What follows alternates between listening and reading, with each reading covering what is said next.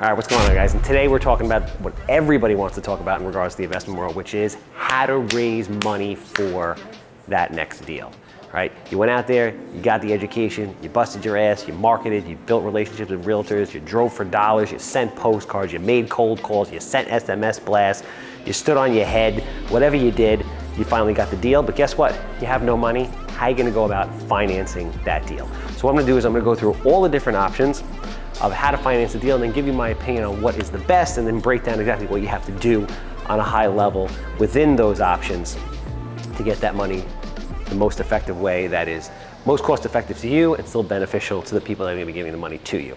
Let's start here. So banks, traditional banks. If you're looking to fix and flip, do a fix and flip or a rental, depends on what you're looking to do. For the purposes of this, we're gonna talk about something that needs to be gut renovated.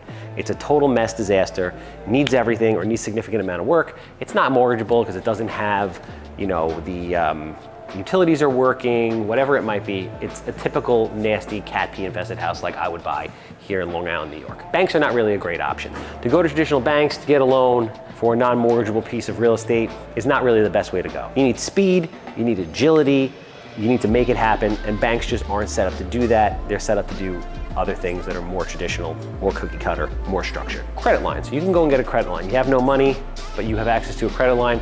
They have different types of credit lines. I'll tell you what's gonna happen, what's not gonna happen, or what's most likely not gonna happen. You can get a personal line of credit. This stuff isn't really that big. If you can get it, it's typically maybe up to $20,000 for your average person.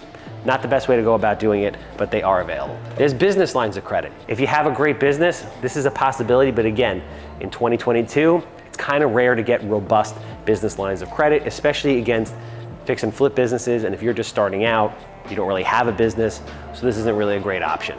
You can get lines of credit against real property. If you have a house that has some equity in it, you have things that you own free and clear, whatever that might be, you can go and get a line of credit at a very, very, very good rate, sometimes prime, sometimes even lower than that in certain cases as a teaser for the first year. So this is a really good way to go about doing it, but you obviously need to have the real property in order to leverage, all right? So let's say you don't have that. You have institutional hard money. This has become huge in recent years. When I started out, they had these, but they were very expensive. Now they've actually become very affordable. There's many companies that are out there that are offering rates in the single digits with a point or 2 points, and they have unlimited capacity and bandwidth, and they can lend you basically whatever you want. A lot of them will lend up to 75% of the ARV LTV, or they'll basically lend up to 90% of the purchase price and 100% of the renovation cost. Those are the pros. The cons are they can get very expensive with fees, and they're not very quick and nimble and agile in most cases. They require a ton of documentation, they want to see track records, they want to do appraisals. So if somebody calls you today and wants you to close on a house next week, institutional hard money is going to have a very difficult time doing that. They typically need a minimum of 3 to 4 weeks to fund some type of a deal, in certain cases even more than that. So it's a good option, and it's good to have, especially on the bigger projects where they're gonna take longer and there's a lot of money out. Just understand what the restrictions are when dealing with institutional hard money. Regular hard money or traditional hard money where you have individuals, attorneys, whatever it might be, there's groups of people like myself. I actually lend as well out of a self-directed IRA to investors. This is a good option. They can be fast, they understand the market, the fees are gonna be low in the sense that a lot of times they don't need appraisals and things like that because they understand the market, but it's usually gonna be more expensive. Here instead of single digits, you're usually looking at double digits and then points. So instead of getting 7, 8, 9 in a point, you're gonna be looking at anywhere from 10 to 12 or 10 to 15 and anywhere from 1 to 4 points, depending on the nature of the deal and the market. Okay, but again, a good option to have. Raising private capital. Now, I digress for a second.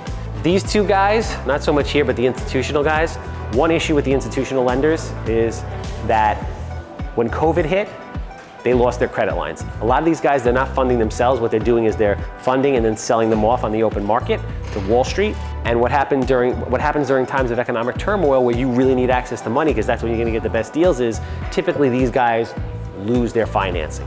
So during COVID, for 3 months, institutional lenders were not lending at all, which means people came to me because I was well capitalized. I had all the connections to get the properties, and I bought a ton of stuff. So COVID for me in that respect was a great, great, great thing. And that's what I did. So I raised private money.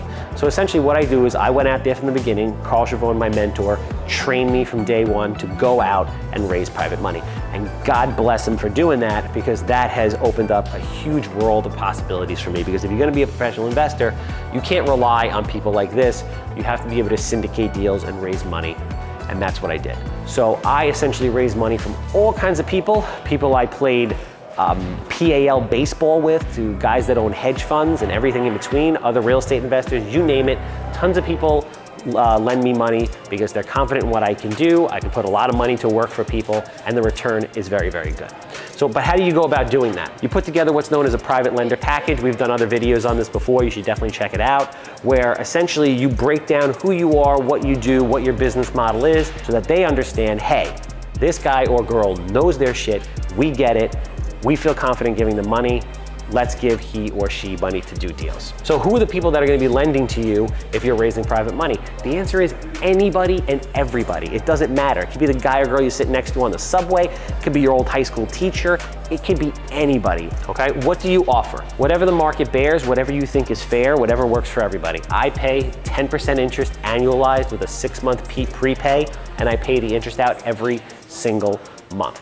I assume the costs for any legal or anything that the lender is going to incur, so nothing erodes that person's return.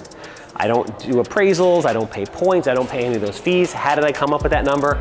I feel it's fair, my lenders really love it, and based on what I can deliver, everybody's happy. Self-directed IRAs, just a quick note on this, and again, there's another video that we did here on self-directed IRAs. Definitely click the link and check it out, because it could totally explode your retirement portfolio and your investment business. I've brought a lot of people who had money in in IRAs or 401ks or things like that, and I helped them convert them into self-directed IRAs, and now they've unlocked $2, $3, $4, $5, $1 million, $2 million worth of money that was in their retirement going into the stock market, which they're not comfortable with, and now they're investing it with me, which is huge for everybody. Last but not least, there is equity. You can lend to equity investors, or you could have partners. This, in my opinion, is literally the last option for you, because you really don't need it. Think about why people partner and why people give away equity. They give away equity because they're not confident in their ability to do these other things, or they take on a partner because most of the time, not all the time, but most of the time,